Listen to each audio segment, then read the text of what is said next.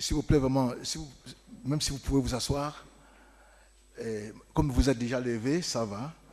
On va lire dans Exode, le chapitre 4. Je vais lire du verset 21 au verset 26.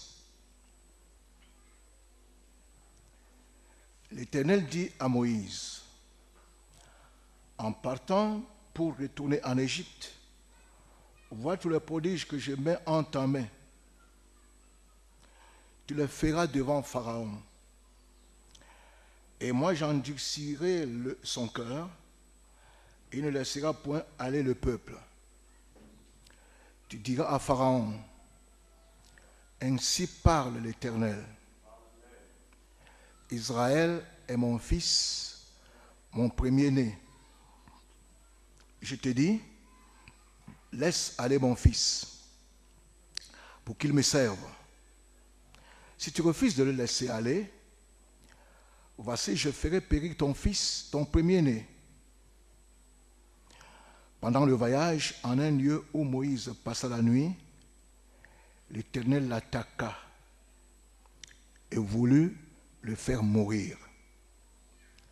Séphora prit une pierre aiguë, coupa le prépuce de son fils et le jeta aux pieds de Moïse en disant, tu es pour moi un époux de sang. Et l'Éternel le laissa. C'est alors qu'elle dit, époux de sang à cause de la circoncision. Nous prions. Nous te rendons grâce, hommage, Seigneur notre Dieu, pour ce moment merveilleux. Merci parce que nous croyons en ta présence au milieu de nous.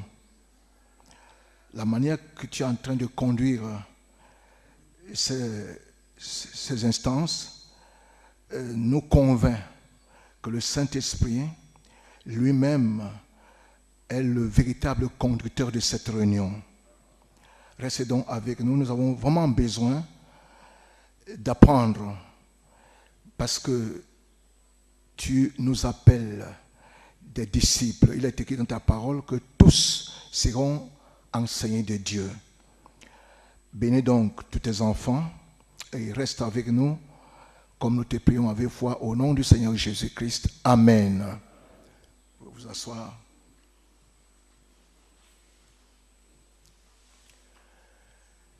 Le thème qui nous réunit ici, c'est l'appel et la commission.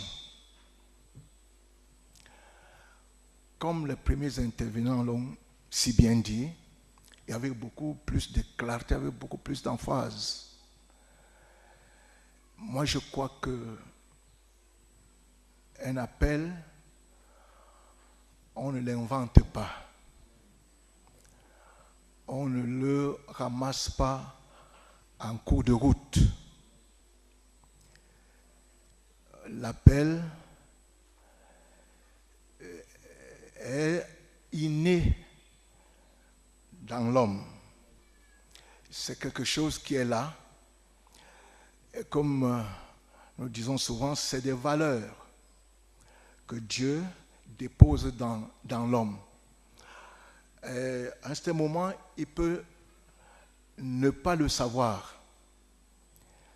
Mais l'esprit, d'une manière ou d'une autre, même dans l'ignorance, quand ça n'a même pas encore émergé, l'esprit prendra du temps à le lui révéler que comme tu es là, tu es une personne qui n'est pas ordinaire.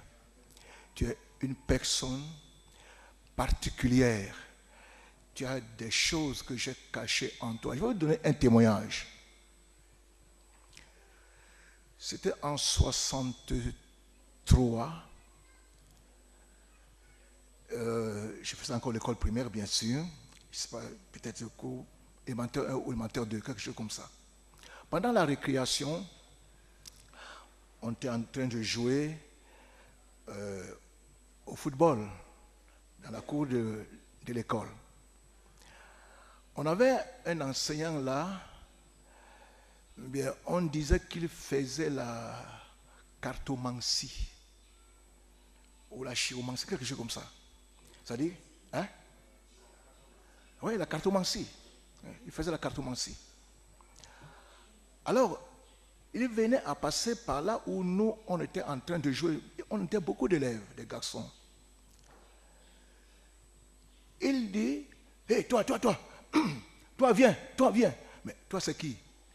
Nous, tous les garçons, nous nous sommes arrêtés. On se regardait.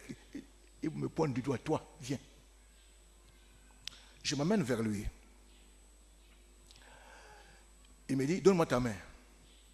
Je lui donne ma main droite. Il dit non. Je lui donne ma main gauche. Il me plie la main comme ça, comme pour lire les lignes de ma main. Après, il me regarde par le fronton. Il appelle le directeur de l'école. Il dit, monsieur le directeur, ce garçon sera prêtre. Il sera un prêtre. Comme on était catholique, c'était une école catholique. Il dit, ce garçon sera prêtre. Oh, s'il avait vraiment des parents qui avaient les moyens. Mais je vois qu'il sera prêtre un jour.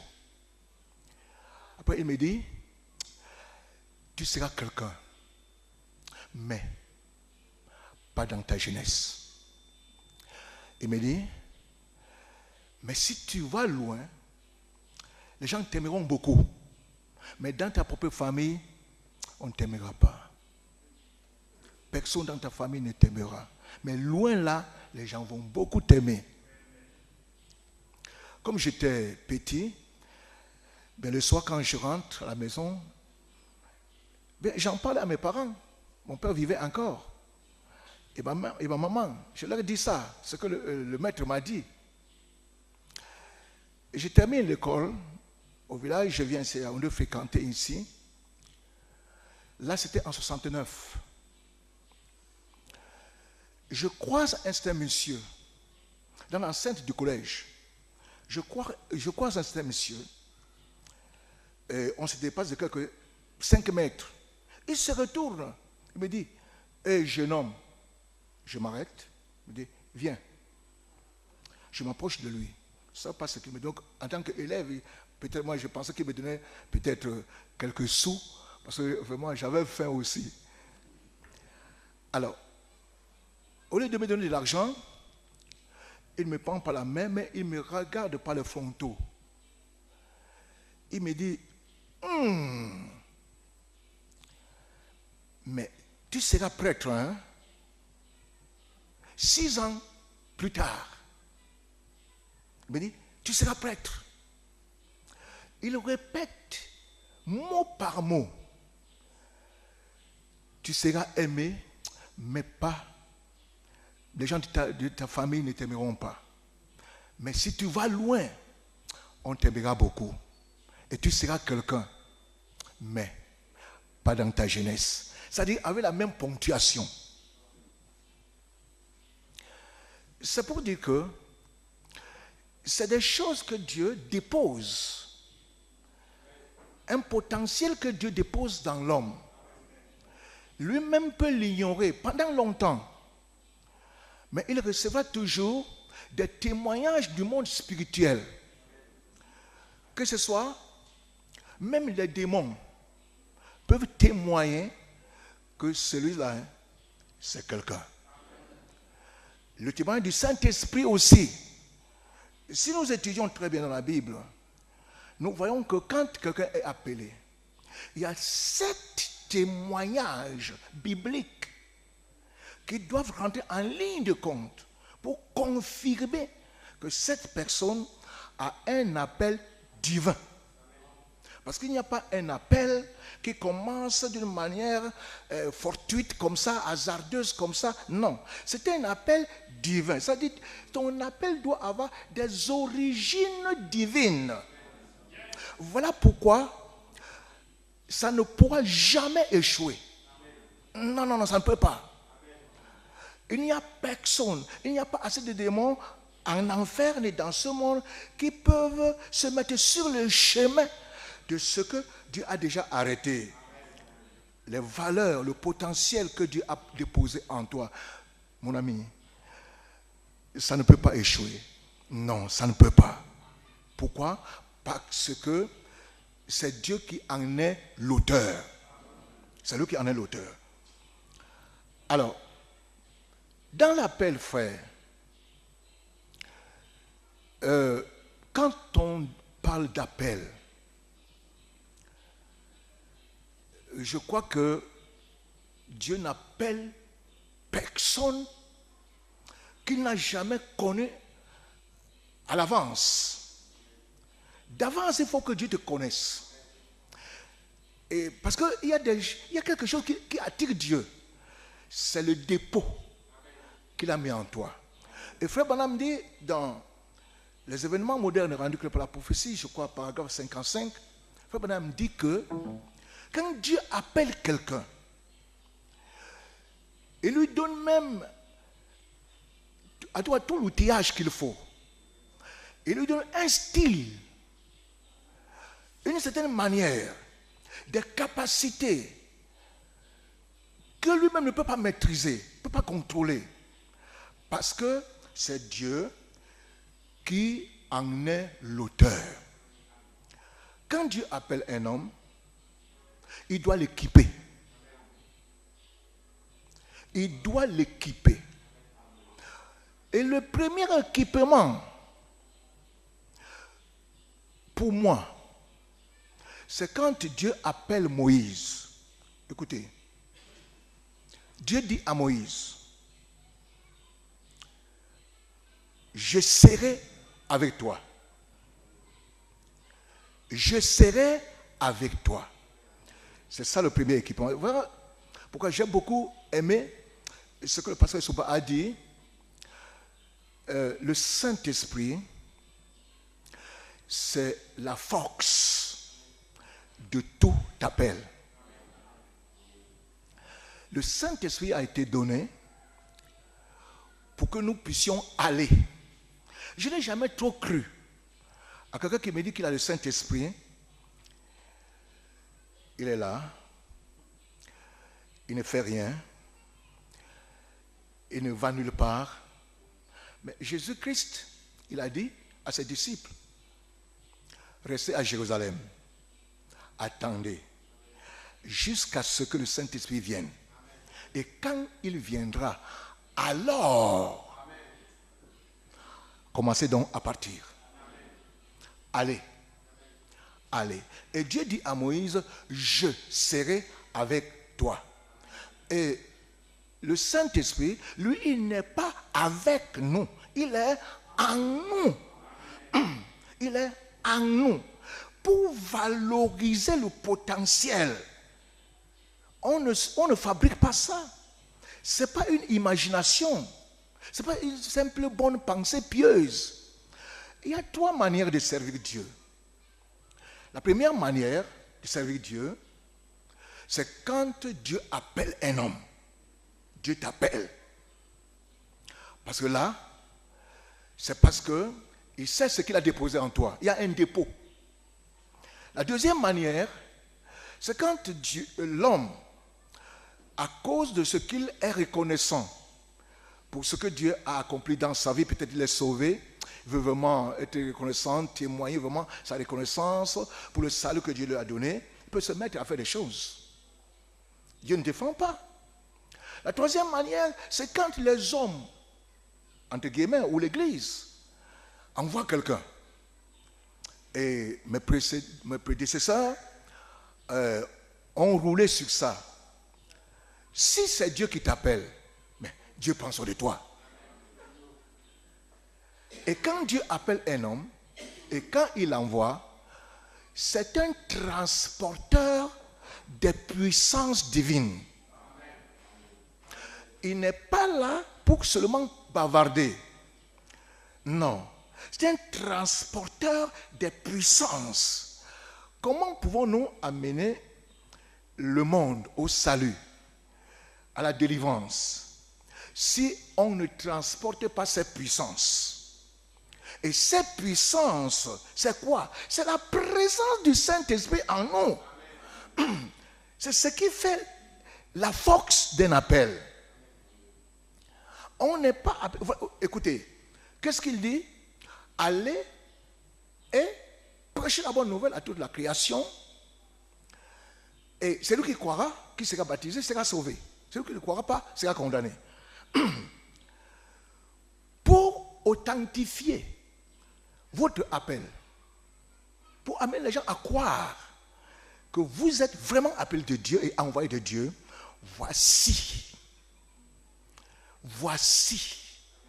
Le prophète dit, quand Dieu utilise le terme voici, c'est que la chose est là. Voici les miracles.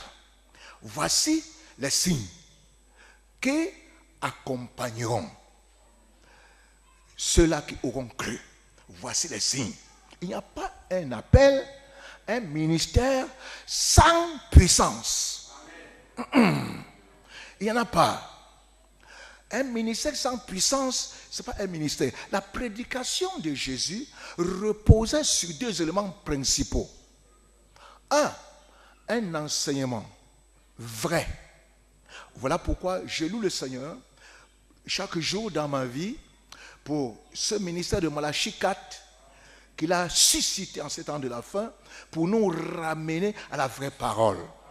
Parce que le tout n'est pas seulement de prêcher, mais tu prêches quoi? Tu prêches quoi? Quel est le message que tu prêches? Quel est le message que tu libères? Deuxième élément, la manifestation du surnaturel. La manifestation de la puissance. Voilà pourquoi quand les disciples de Jean sont venus, envoyés par Jean, Jésus leur dit, attendez, restez là un peu, attendez. Et quand vous allez rentrer, dites à Jean ce que vous avez entendu et ce que vous avez vu. Il y a d'abord l'élément parole. Quel message nous prêchons? Il y a ça. Et est-ce que ce message est appuyé, est confirmé par la dimension surnaturelle de tout ministère oint? Tout ministère oint doit avoir cette dimension surnaturelle. Tout ministère oint. Si ce n'est pas le cas, mon cher ami, tu fais l'aventure. Tu fais l'aventure. Je vais vous donner un autre témoignage. En 2012, j'étais dans un voyage missionnaire au Congo. J'arrive à Pointe-Noire. Il y a un pasteur qui me reçoit. Il a une grande église de 3500 membres. Pasteur Issou François. Je suis arrivé un mardi. C'est lui-même qui a prêché. Et à partir de jeudi, je peux dire qu'il a laissé l'église entre mes mains. J'ai travaillé pendant 1 mois dans son église. Le premier jour là, ce jeudi que je devais travailler, commencer le travail dans son église, le Seigneur me montre qu'il y a une sœur là dans son église qui a eu des problèmes. Elle n'était même pas là dans cette église, elle vient d'une autre église. Le Seigneur m'a dit, elle vient de Brazzaville. Et elle avait des problèmes là-bas de sorcellerie, elle avait été accusée de sorcellerie là-bas et tout ça. Et elle est maintenant à Pointe-Noire dans l'église de ce frère. Et que je devrais prier pour elle pour qu'elle soit délivrée. Ben, j'arrive à l'église, j'appelle le pasteur, je lui dis ça. Le Saint-Esprit m'a révélé qu'il y a une sœur ici. Elle a eu des problèmes de sorcellerie dans une autre église à Brazzaville. Elle est venue ici. Et il faut que le Seigneur me demande de prier pour elle pour sa délivrance. J'étais avec lui dans son bureau. Il me dit, si je fais venir 5 sœurs, tu peux la reconnaître? Il dit, mais oui, fais-la venir. Fais venir les sœurs. Il sort, il me laisse dans son bureau, il sort, il revient avec 3 sœurs. Il va s'asseoir. Je lui dis, mais la voici. Pourquoi? Parce que je l'ai vue. Je l'ai vue. La vision était là. Je l'ai vue. Et je lui ai dit, le Seigneur m'a dit de prier pour elle, elle sera délivrée. Quand j'ai commencé à prier pour elle, elle est tombée comme un sac de, je ne sais pas quoi, au pied de son propre pasteur. Et pourtant, elle se passe dans cette église comme une sœur spirituelle. Chaque fois qu'on prêche, elle commence à danser en esprit et tout ça. Mais elle était chargée des esprits mauvais, des démons. Comment on peut être un envoyé si on ne transporte pas des puissances pour délivrer? Voyez-vous? C'est des choses qui confirment un appel. C'est pas comme aujourd'hui, comme quelqu'un disait, c'est ce que nous voyons aujourd'hui, vraiment nous déplorons ça. Parce que quelqu'un a une brochure, il lit, bien, il a un quotient intellectuel, il peut interpréter comme il veut, tout ça, il est appelé. Mais il n'y a aucune puissance. Aucune puissance qui accompagne son appel. Aucune puissance. Aucune manifestation du surnaturel. C'est une dimension que nous ne devons jamais négliger, jamais ignorer quand on est appelé. Mais on ne peut pas fabriquer sa affaire. C'est celui qui a dit à Moïse, je serai avec toi. C'est lui qui le fait. Moïse ne pouvait pas défier Pharaon et toutes ses armées et lui seul, Moïse, ou avec son grand frère Aaron là, faire sortir le peuple d'Israël. Par quelle puissance? Il a fallu une puissance au-dessus de la puissance des Égyptiens. On ne peut pas gagner le monde si on n'a pas une puissance au-dessus de la puissance du monde, qui tient les âmes captives, qui détourne les âmes de la voie de la vie. On ne peut rien. On ne peut rien. Dans le message « Quoi tu sais là », Frère Branham dit que quand lui, il traverse la ville, il voit comment les gens sont malades, il va dans les hôpitaux, il voit les gens comment ils sont malades, il voit les gens comment ils sont enchaînés par les esprits du monde et tout cela. Il dit vraiment qu'il pleure dans son cœur. Mais où est l'église? Où est l'église? Où sont les envoyés? Parfois on veut être là, à l'église de la chair, et parfois quand tu entends quelqu'un dire « je suis appelé », c'est parce qu'il convoite la chair même de son pasteur. Il ne dit pas « je suis appelé parce que je suis allé quelque part, j'ai prêché l'évangile là-bas, les âmes ont cru, et les âmes ont été délivrées, j'ai fait, non, non, non. » Parce qu'il convoite la chair du pasteur. Et là, il se dit qu'il est appelé. Et parfois, quand il monte derrière la chair, sans aucun respect, il commence même à blâmer ceux qui ont prié même pour son salut. Cette église-là qui priait, gênait pour qu'il soit sauvé. Il commence à les blâmer. N'importe quoi. Non, c'est pas ça l'appel. Non, c'est pas ça l'appel. Quand on est appelé, Dieu appelle Moïse. Il dit, monte sur la montagne et reste là. Exode 24, verset 12. Reste là. Moïse est monté sur la montagne. Il est resté là. Dieu était devant Moïse parce que la Bible nous dit que quand Moïse est monté, la nuit avait couvert toute la montagne. Donc la présence de Dieu était là. Dieu est là, Moïse est là. Personne ne parle à l'autre. Personne. Pendant 6 jours, Dieu était là, Moïse était là, il se regarde. Et pourtant, c'est Dieu qui l'appelle. Mais il fallait un travail de fond. C'est vrai, Dieu peut t'appeler. Mais Dieu n'utilise jamais un homme qu'il n'a pas d'abord discipliné, qu'il n'a pas d'abord moulé, qu'il n'a pas d'abord travaillé, qu'il n'a pas d'abord pensé. Il y a un travail de fond. Il fallait que l'Esprit de Dieu entre dans les plis et replis de l'âme, de l'être de Moïse, qu'il soit transformé. Moïse, en tant que tout humain, quand il montait, je vois Moïse avait une pensée.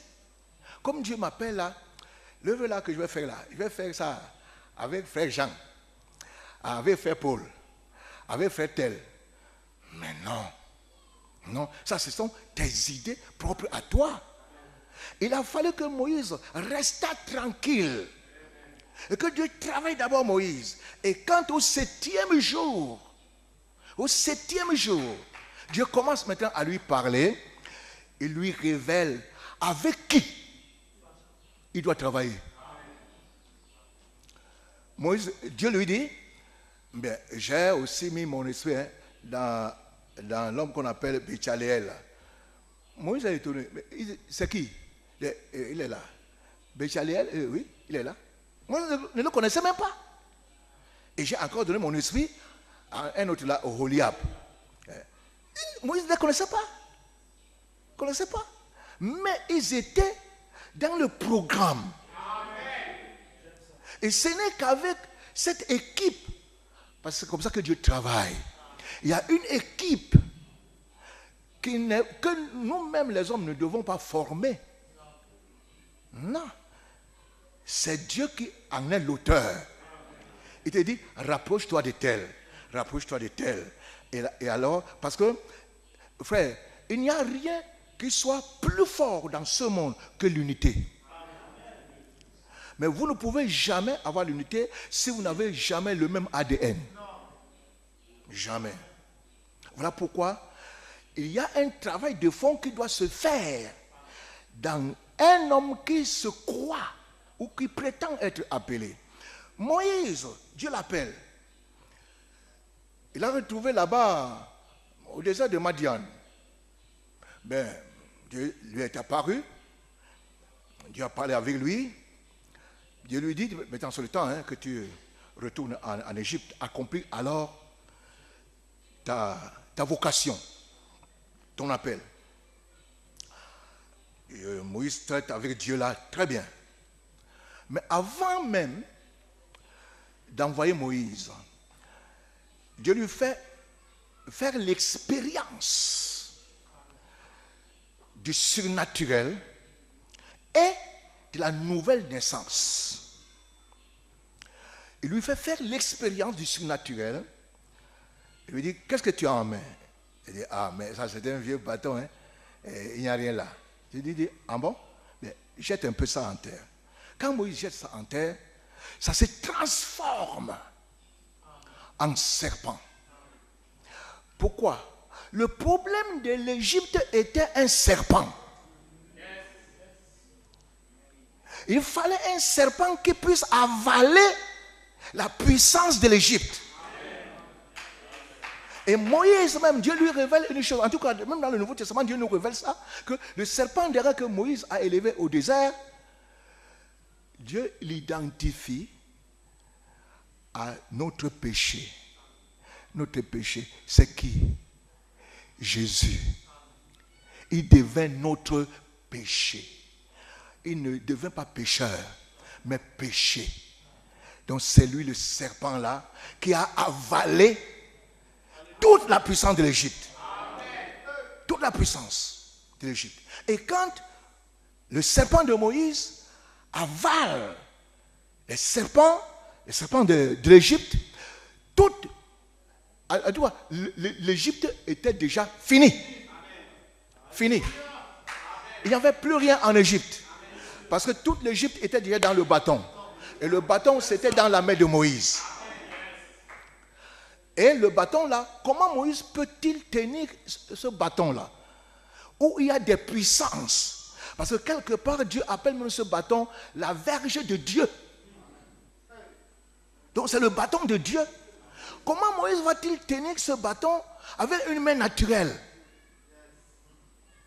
Avec une main naturelle? Non, monsieur. Dieu va lui faire une expérience. Mets un peu ta main là. Je vais te faire une expérience de ce qu'on appelle l'échographie.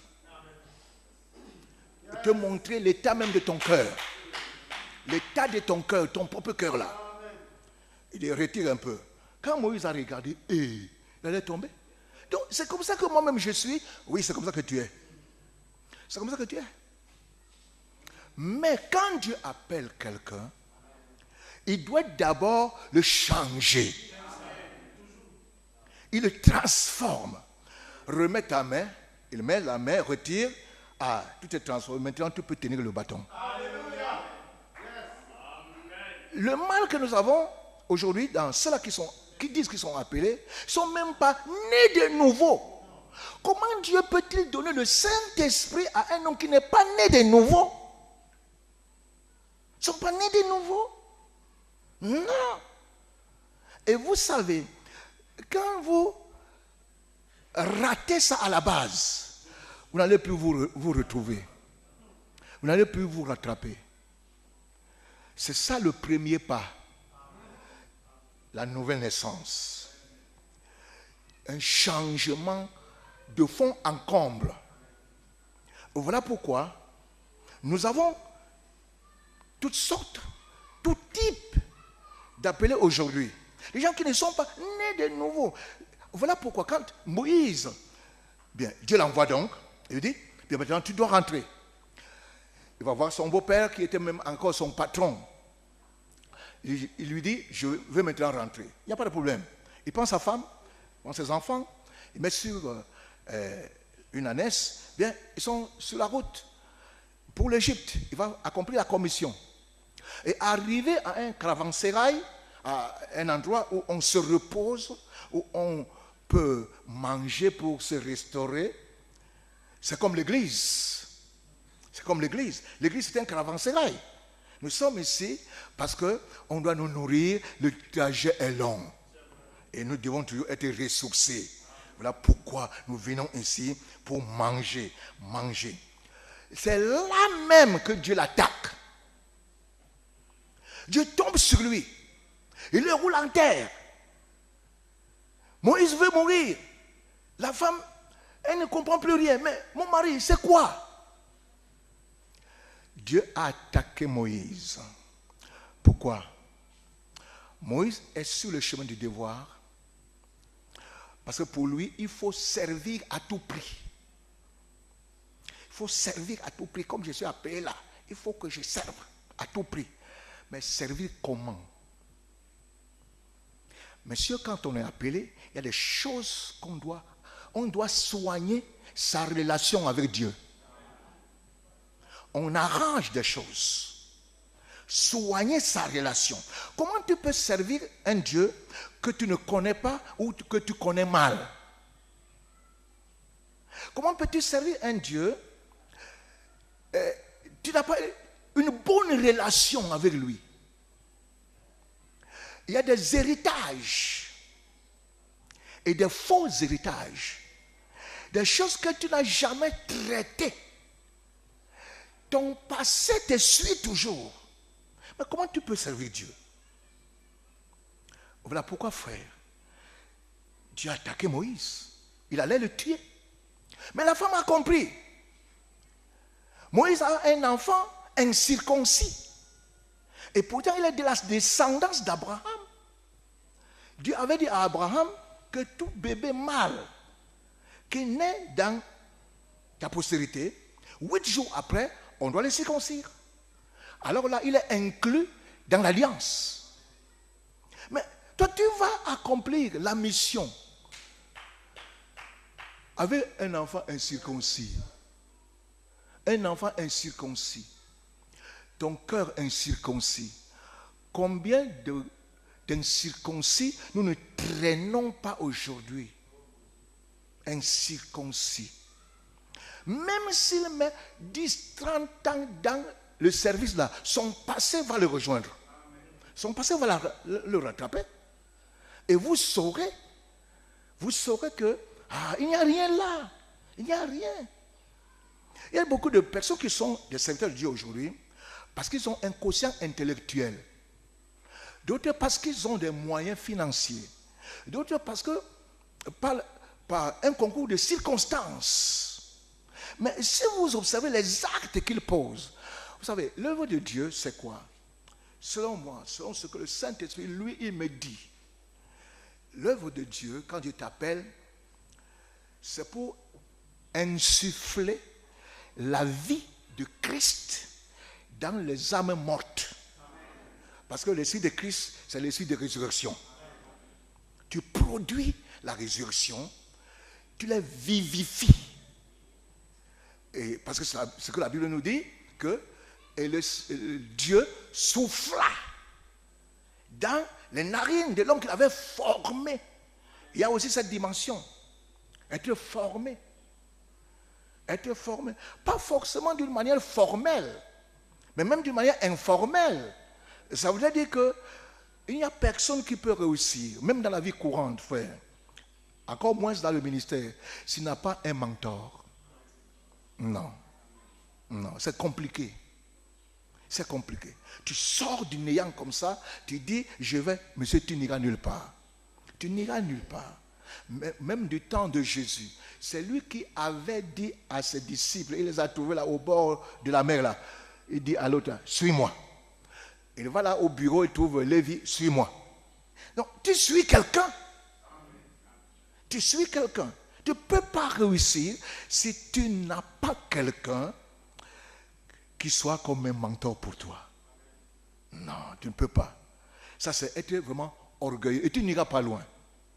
Nous avons suivi beaucoup de témoignages qui allaient aussi dans le même sens. Quand on n'a pas un mentor, ça ne c'est pas faire de cette personne Dieu, un Dieu, non, je ne sais pas. Mais ça sont Frère Madame nous dit que Dieu est lié à ses lois et à ses principes. C'est comme ça. Tu dois avoir quelqu'un. Tu dois avoir quelqu'un.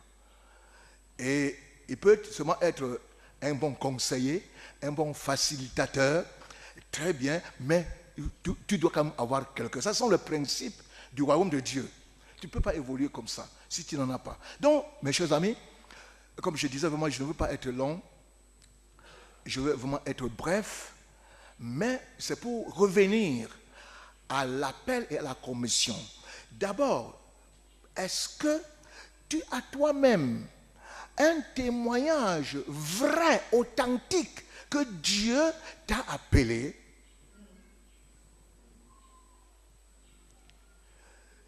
Est-ce que tu as toi-même un témoignage que Dieu t'a appelé? Tu peux le confirmer. Bien maintenant, si Dieu t'appelle, il a dit à Moïse, restez là. Il y a un temps où tu dois rester là parce qu'il doit avoir un travail de fond qui doit s'opérer dans ta vie. Un changement en profondeur. Parce que Dieu doit avoir confiance en l'homme qu'il envoie. Vu que c'est toi qui vas le remplacer. Quand tu es quelque part, on n'a pas besoin de dire « Ah, si Dieu était là ». Non. Non. Vu que ce Dieu-là, il est en toi. Tu es son véhicule. Tu es son véhicule. Et c'est une dimension, comme je disais, merci beaucoup, que nous ne devons vraiment pas négliger. Et voilà pourquoi Dieu veut des hommes qui ont fait des expériences. Des expériences. Vous savez, moi j'ai toujours cru que le ministère de Malachi 4, le ministère de William Branham, est pour nous aider à nous connecter à la même source. Parce que lui-même a dit que mon ministère, c'est de faire de vous des messagers de ce même message. William Branham n'est pas venu seulement avec la lettre, avec la parole, avec le bavardage. Non. Non. Encore, lui-même, il dit qu'il n'est pas un bon enseignant. Mais pour authentifier que cet appel, cette commission, cet appel et cette commission sont d'origine divine, c'était accompagné du surnaturel. Et il dit dans le message toutes choses que Dieu est une église sans puissance. Dieu est un serviteur sans puissance. Mais pour que cette puissance puisse se manifester, il faut que tu y crois toi-même. Il faut que tu y crois. Si tu n'y crois pas, merci. Merci. Il faut que tu y crois toi-même. Il faut que tu saches cela. Et ce n'est pas des idées. C'est une expérience que tu as faite. Frère, quand j'ai commencé le ministère, la grâce du Seigneur, je vais chuter par là.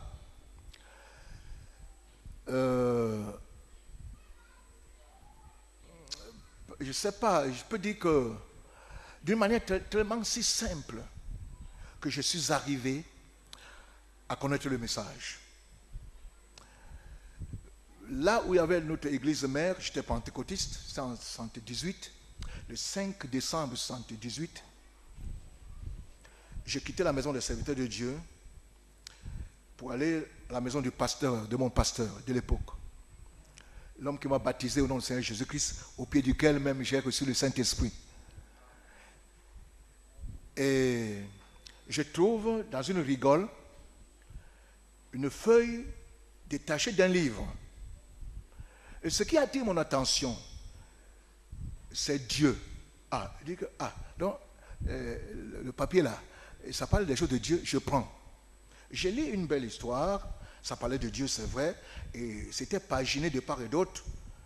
Je lis, je ne sais pas, ça commence où, ça va terminer où. Je vais chez le pasteur, je le trouve avec deux anciens, j'étais là en train de causer, c'était le matin vers 8h30. Je lui montre la feuille là. Je dis, voilà un bon livre que les enfants ont déchiré. Je lui donne. Il me dit, c'est le truc de Branham. Pour la première fois que j'entends le nom de Branham de sa propre bouche, je dis, mais Branham c'est encore qui? En guise de blâme, il me blâme. Il me dit, mais depuis que tu as cru, tu es même serviteur de Dieu, tu ne connais pas Branham? Je ne le connais pas. Je sais que c'est qui. Mais il quitte, il entre dans sa chambre, il ouvre le placard, il sort une brochure. Le signe, il me donne. J'ai dévoré cette brochure. Elle est pourtant volumineuse. Mais jusqu'au lendemain, là, parce que je l'avais lu toute la nuit. Et plus je lisais, plus je pleurais. Plus je lisais, plus je pleurais. Frère, moi j'ai dit que, à tout cas le matin, je lui rends mon témoignage. Il me dit, mais tu as déjà vu quoi? Attends, il entre dans son placard, il sort une autre brochure, la restitution de l'arbre de l'épouse. Il me donne. Et le lendemain encore, il me donne une autre brochure. Le messager du temps de la fin. Alors c'était pour m'écraser. Ça m'a complètement écrasé. À partir de ce moment, j'étais prédicateur, c'est vrai. Je ne m'inspirais que de ces brochures. Ma prédication avait complètement changé. Alors voilà là où commencent alors mes combats. Un jour il dit, j'accepte même celui qui commet des adultères ici, il fait n'importe quoi. Mais quelqu'un qui vient ici avec une nouvelle doctrine, je vais le combattre. Et c'est vrai qu'il m'a combattu vraiment. Et ce qui a fait que le 6 janvier 1980, c'était la dernière fois que mon pied foule encore l'église pentecôtiste. Je suis sorti. Le 6 janvier 80, je suis sorti. Mais quand je croyais au message, quand je suis sorti là, je ne savais pas qu'il y avait des frères au Cameroun qui croyaient à ce message. Je ne savais pas. Vu qu'il y avait des sorties, des exodes qui se sont faits en ville, nous qui étions au village, nous, le rapport qu'on nous disait, c'est que Alosa a rétrogradé. Les Moussis ont rétrogradé. Ils sont devenus des baptistes. Nous, on pleurait. Que comment quelqu'un qui a reçu le Saint-Esprit, il rétrograde comme ça jusqu'à aller chez les baptistes. Mais on ne pouvait pas croire ça. Alors maintenant, comme j'étais tellement combattu, celui qui était comme mon pasteur, c'était seulement Frère Barlier, paix à son âme. Et je lui écrivais, quand j'ai un problème, quelque chose que je ne comprends pas, je lui écris. Il n'y a pas le téléphone comme aujourd'hui, c'était par la poste. Et je lui écris, il me répond, il me donne des conseils et tout cela. Alors en 1979, il me dit, je serai au Cameroun. Il faut que tu prennes attache avec le pasteur Alosa. Il dit, hé, Alosa, le rétrograde. Ah, je ne comprenais rien.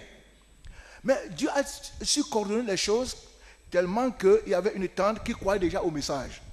Et comme moi j'avais ma petite église de village, elle est venue donc passer un week-end au village. Et c'était samedi dans la nuit qu'elle est arrivée dans sa maison là, chez son grand frère. Et le matin dimanche, elle se plaignait qu'elle n'a pas où aller faire le culte demain. Alors son grand frère lui dit, mais j'ai mon neveu là, il a une religion là. Alléluia. Alléluia là. La sœur là est donc venue faire le culte avec nous. En ce temps-là, on venait de recevoir le message « Comment puis-je vaincre ?» Et ce dimanche-là, j'ai prêché sur les 7 promesses faites aux vainqueurs, m'inspirant de ce message-là. La sœur était aux anges, était tellement bénie. Quand on sort, elle m'approche, elle me dit Papa Alosa, frère Alosa, vient souvent ici. Je dis non, il ne vient pas ici. Non, il ne vient pas. Même Moussi dit non. Je dis, mais vous êtes qui? Je crois maintenant à lui prêcher le message. Il lui dit, nous croyons à un message. Dieu a envoyé un prophète. Chaque 2000 ans, Dieu fait une œuvre à compétence universelle. Mais avant cette œuvre, il envoie un prophète. Comme au jour de Noé, avant le déluge, il a envoyé un prophète. Je lui ai parlé, mais c'est ce message que je crois. Amen. Donc il y a quelqu'un au Cameroun qui croit à ce message. Il dit, mais elle était avec son mari. Et son mari aujourd'hui est même mon chrétien. Et il y a des gens qui croient à ce message. Je lui dis, mais frère Parlier m'a même envoyé un télégramme ici, que je devais prendre attache avec le pasteur Alosa, parce qu'il doit venir ici le 29 novembre. Il m'a dit, mais nous l'attendons. Voilà où, ce 29 novembre, je vais donc à Douala, et c'est mon premier contact donc avec le fait du message. Il découvre des multitudes. Oh, il y a des gens comme ça qui croient au message. C'était alors là le départ. Mais dans mon département, le Nyong-Ekele, il n'y avait personne qui croyait à ce message. Les pasteurs pentecôtistes avaient des brochures qu'ils cachaient dans leurs armoires, dans leurs placards. Et une fois même, à Isaac, à l'église pentecôtiste là, il y a un frère, le frère Gérard, qui est mon trésorier à Macaque. Il fait un songe. On lui dit dans le songe d'aller à Isaac, à l'église, parce que le Saint-Esprit est mort. On l'a enterré. On lui a même montré la tombe. Il a pleuré, il s'est réveillé en larmes. Mais ça c'est quoi? Et il va donc à Isaac.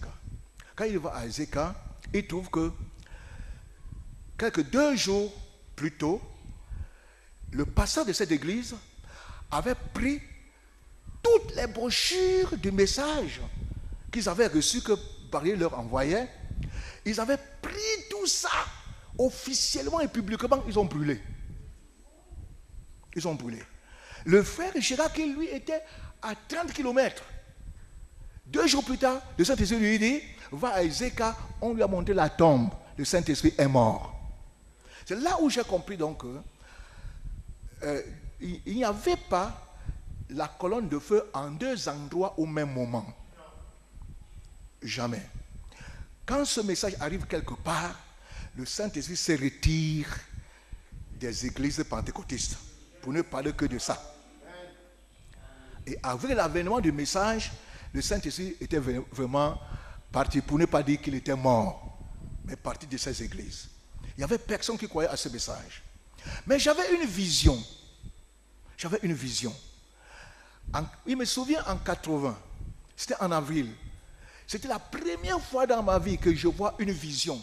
J'avais un endroit en brousse où j'allais toujours prier, vers 11h, pendant que j'étais vraiment dans la prière. Alors je vois un panier qui descend du ciel, rempli d'œufs, les œufs, remplis. Un support sorti de ma droite comme ça, et se plaça sous le panier là, et le panier vint se poser sur le support là. Alors la voix me dit, ce sont tes enfants. Bien, mais en ce temps-là, je n'avais pas encore d'enfants. J'étais bien marié, c'est vrai, mais mon épouse, on n'avait pas encore fait des enfants. Moi, j'ai cru que le Saint-Esprit avait dit que j'aurais des enfants. Mais quand j'ai rencontré le pasteur Samuel, je lui ai parlé de ça, il m'a dit, mais non, Dieu te dit que tu auras des enfants, mais il faut les couver par un travail d'âme. Ils vont se manifester, mais pas aujourd'hui. Ils sont là. Tu dois travailler. Tu dois travailler. Cette vision m'a vraiment motivé, m'a catalysé. Et alors, me rendant compte que dans tout mon département, il n'y a personne qui croit à ce message. Je me suis jeté dans l'eau sans aucun soutien, sans aucun support. Rien et alors rien. Il fallait que de temps à autre, je vienne ici à Yaoundé et écouter Papa Sam et je rentre aussi et c'est comme ça. Il était vraiment... Et Dieu a créé aussi de bonnes dispositions en lui. J'ai trouvé vraiment un homme. Je me suis accroché et j'ai beaucoup tiré de lui. Beaucoup tiré de lui. Beaucoup tiré de lui. C'est vrai que dans les années 87, 88, il y a eu beaucoup d'incompréhension. Et il me souvient en 89, je faisais un voyage missionnaire à Douala et dans le Mungo. On se rencontre chez le frère Bodi. Bien, je lui dis, je vais prêcher chez toi. Il me dit, gars, tu ne peux pas prêcher dans mon église. Tu peux pas prêcher dans mon église. Bien, ça ne me disait rien. J'ai continué mon voyage sur le Mungo. Et y étant, c'est en décembre 89, un matin, vers 3 heures, le Saint-Esprit me parle. Il me donne une vision. Je le savais parce que je m'étais réveillé. Et j'étais étendu sur mon lit. Et je me retrouve quelque part dans une certaine société. On était en train de creuser une route. Mais c'est lui, le pasteur Samuel, qui était dans un gros caterpillar là. Vous avez dit combien là? C'était très gros. C'est lui qui creusait dans la route. Et moi, j'avais comme mission, parce que quand il creusait la route, il traçait la route, il creusait, il passait, les grosses pierres revenaient encombrer le passage. Moi, mon ministère consistait donc, j'avais une grosse pelle, avec un long manche comme ça. Quand je prenais cette grosse pierre, elle était vraiment légère. Alors, j'ai dégagé donc la route, parce que je voyais là-bas en bas, un peuple nombreux, hein, qui montait. Mais il y avait devant aussi des femmes, je voyais des femmes avec des bébés attachés au dos, qui essayaient de les distraire. Parce qu'il y avait un géant arbre devant lui, et il voulait à tout prix le déraciner. Et il met la pelle comme ça, il pousse, il met la pelle de l'autre côté, il pousse, et c'est comme ça que les femmes l'interpellent, Samuel, frère Samuel, pasteur Samuel, frère Samuel, pasteur Samuel. Mais il ne se laissait pas du tout distraire. Et la vision s'estompe, dit, hey, c'était tellement si réel. Alors, j'ai compris une chose. Quand le jour se lève, je partage cela au pasteur Lambé. Je lui dis, pasteur, accompagne-moi à Douala. Je veux rencontrer le pasteur Samuel. Il m'accompagne à Douala. Il était délégué. Et je le rencontre. Je lui fais part de mon expérience. Ce que le Saint-Esprit m'a dit. Et il me dit, Tombok, je savais. Le Saint-Esprit m'a dit que tu ne pourras pas aller loin, que tu vas revenir. Et c'est à partir de ce moment que vraiment, sur cette révélation, j'ai pris position. Comme lui-même témoignait dans son prélude, on n'a pas pris position parce que frère Samuel nous donne ou ne nous donne pas comme le pasteur Soba disait. Non. Mais ça, c'est une, comment dirais-je, une vision que nous avons, une communion dans la révélation. C'est ce qui nous motive. Et moi, j'ai beaucoup tiré de lui parce que moi, je le prends toujours comme mon mentor. Parce que tout ce que j'ai dans le ministère, vraiment, j'ai beaucoup tiré de lui. Beaucoup d'expérience de lui. Beaucoup d'expérience. Donc, parce que quand Dieu appelle quelqu'un, comme je disais tantôt, il doit l'équiper. Il doit l'équiper. Alors, j'ai commencé donc à faire ce travail. Et en 81, j'ai commencé à faire mes premiers baptisés dans le Young Okele, en 81. Les premiers baptisés. Et j'ai continué comme ça. C'était d'abord dans mon village. Après, je suis sorti de mon village. Je suis allé un peu plus loin. Ceux qui connaissent chez moi, à Binka, là où il y a une église aujourd'hui. Et je suis allé là-bas et je me suis installé là pendant 6 ans. Alors, Frère Samuel, c'était à cette époque, des années 90. Un jour, il m'envoie une lettre. Il me dit, pour le travail que tu abats dans le Young Okele, voici ma petite contribution. Il m'achète une moto neuve, hein? Une moto, vraiment, c'est-à-dire avec les écailles. Mais, Nathanaël, mais curieusement, moi, je sais, même aujourd'hui, je ne sais pas pédaler un vélo, encore moins rouler sur une moto. Ça m'embarrassait. Je ne savais pas comment faire. Bref, c'est pour dire que vraiment cette contribution a été tellement efficace que avec cette moto, j'ai réussi à pénétrer même les confins du Young Okele.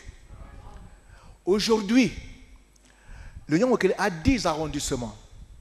Dans chaque arrondissement, nous avons une église.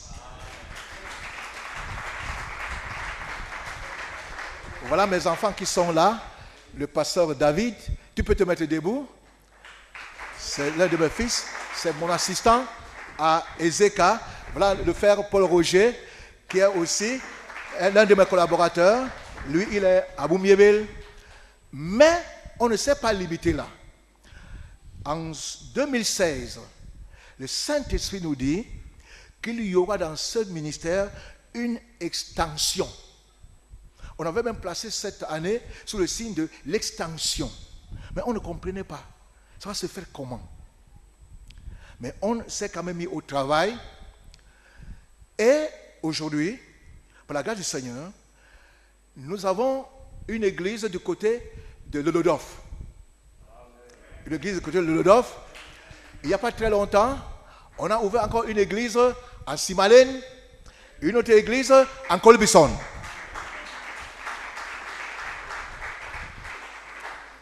Et ça progresse, ça évolue bien. Dans tous les arrondissements d'Union Okele, tous les arrondissements, nous avons une église. Peut-être pas dans tous les villages, mais dans les arrondissements, nous avons une représentation. Pour servir Dieu, il faut avoir une vision. Et notre vision ne doit pas être la vision d'une église locale. Mais notre vision doit aller jusqu'au bout du monde. Si les gens avaient vraiment cette vision, on n'aurait même pas de problème à se disputer la chair. On m'a refusé la chair. Mais voilà le monde, ça c'est d'une grande chair. Va prêcher là-bas. Si tu es appelé, ça va se confirmer.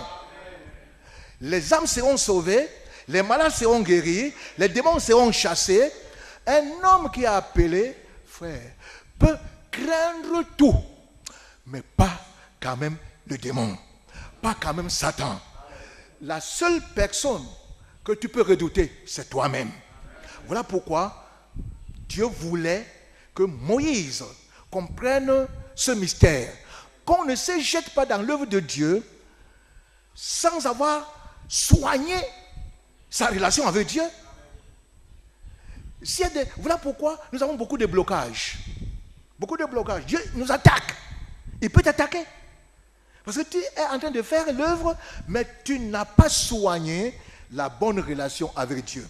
Comment Dieu peut te sponsoriser? Comment le Saint-Esprit peut sponsoriser une œuvre quand tu n'as pas une bonne relation avec lui? Et l'appel, frère, ce n'est pas seulement se mettre ici derrière la chair pour parler. Même les sœurs que vous voyez là, vous les mettez ici, elles vous diront de très bonnes choses. Mais l'appel, ça se justifie là dehors. Allez et faites de toutes les nations des disciples. C'est quand on a cette passion, ce fardeau pour aller. C'est ça qui justifie que ça c'est un appel alors. Rien ne peut étouffer ce feu. Rien ne peut l'éteindre. Rien ne peut se tenir sur le chemin de quelqu'un qui a un appel, je dis, d'origine divine. Il ne faut pas profiter, par exemple, il y a des gens qui profitent que dans une église, au lieu d'aller... La Bible dit que celui qui a des testicules écrasés, donc il ne peut pas se reproduire. N'entre pas dans l'assemblée de l'Éternel. Donc tu ne peux pas te reproduire. Ça veut dire que tu n'as pas la sémence. Tu n'as pas la sémence. Voilà, quand les gens n'ont pas de sémence, ils divisent des églises. Ils prennent des disciples après eux. Ils se placent sur eux. Mais tu n'es pas appelé, mon frère. On est appelé parce qu'on a la capacité de se reproduire. Tu as la sémence. Tu as la sémence. Tu fais des enfants. Vous savez, le royaume de Dieu reconnaît le lien paternel. Tel engendra tel. Tel engendra tel. Tel engendra tel. Tu n'as pas engendré des gens. Tu les fais sortir de l'église. Tu te constitues sur eux comme un pasteur. Il y a quelque chose de faux en toi. Ça, ce n'est pas l'appel. Évitez, vraiment, si vous êtes appelé, évitez de diviser l'église. De prendre les poissons dans les congélateurs. Si on est un pêcheur d'hommes, voilà la grande mer. Tu vas là-bas, tu vas pêcher, tu vas jeter le filet et tu auras du poisson. Ne va pas ouvrir le congélateur de quelqu'un qui s'est peiné vraiment avec les douleurs de l'enfantement et toi tu prends des brebis et avec toi tu te fais pasteur sur eux. Non mon ami, non, ça c'est pas ça l'appel. Donc quand on est appelé, c'est parce qu'on a une sémence, on a le germe. Et quand on est appelé, on attend le temps de la commission. Et quand Dieu te commissionne, il te dit où tu dois aller. Quand il a appelé Paul, il dit, je t'ai appelé Paul, ça c'est vrai, mais je t'envoie chez les païens. C'est comme ça. Il t'envoie quelque part. Et il n'y a pas un appel qui n'est pas bien spécifié. Il lui a dit les 6 points de l'appel de Paul. C'est comme les 6 points de l'appel de Jésus. Quand Jésus se présente, il révèle son cahier de charges. Le Saint-Esprit est sur moi. L'Esprit m'a oint pour.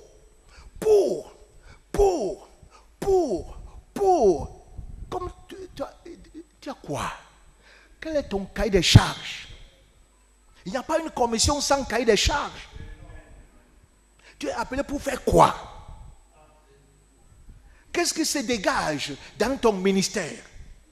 Dans ton appel? Qu'est-ce qui se dégage? Il y a ça. Il y a tous ces éléments qu'il faut considérer dans un appel. C'est ça. Il n'y a pas un appel où on court seulement après des églises, je veux prêcher là, je veux prêcher. Il faut que tu aies la capacité de te reproduire. Un homme qui a des testicules écrasés, non, n'entre pas dans l'assemblée de l'Éternel. Parce que tu ne peux pas te reproduire. Voilà ma petite contribution par rapport à ce thème. D'abord, il faut être sûr que tu as un appel. Il faut être sûr. Et si tu es sûr, est-ce que c'est Dieu vraiment qui t'a appelé? Et il t'a commissionné. Quel est ton cahier de charges? Il t'a dit que tu vas faire quoi? Il a donné le cahier de charges à Paul. 6 points. Jésus qui se révèle son cahier de charges en 6 points. Ton cahier de charges, toi tu es envoyé pour faire quoi? Avec qui? tu dois travailler. Chaque ministère est associable. Il n'y a pas un ministère égoïste fermé. Non, non, non. Chaque ministère est associable. Voilà pourquoi depuis la Genèse, Dieu associe Adam. Associe Adam. Et quand il envoie Moïse, il lui adjoint son frère. Et même Jésus, il envoyait toujours 2 à 2. 2 à 2, comme les Lingala disent, mes balais na mes balais. 2 à 2. 2 à 2. C'est comme ça. Il n'y a pas un ministère à circuit fermé. Chaque ministère est associable. Donc tu travailles avec qui? Et tu ne pourras jamais réussir si tu n'as pas un mentor. Ce n'est pas ton chef, mais ce sont les principes qu'il ne faut pas briser. Tu dois avoir quelqu'un qui t'oriente. Même si tu seras Josué, mais sois heureux d'avoir ton Moïse. Même si tu seras Élisée, sens-toi heureux que tu as Élie. C'est ça le ministère, frère. Et quand nous comprenons ces réalités, c'est vraiment si simple. C'est vraiment si simple, on ne s'embrouillera plus. Alors là, on produira, on portera. J'allais dire on produira. Non, on ne produit pas, mais on porte. On porte des fruits. Jésus-Christ a dit, vous porterez des fruits. Il n'a pas dit que nous produirons. Nous porterons. Ça voudrait dire qu'il y a quelque chose qui se dégage de nous. Mais si nous sommes attachés à lui, alors nous porterons beaucoup de fruits. Que Dieu vous bénisse.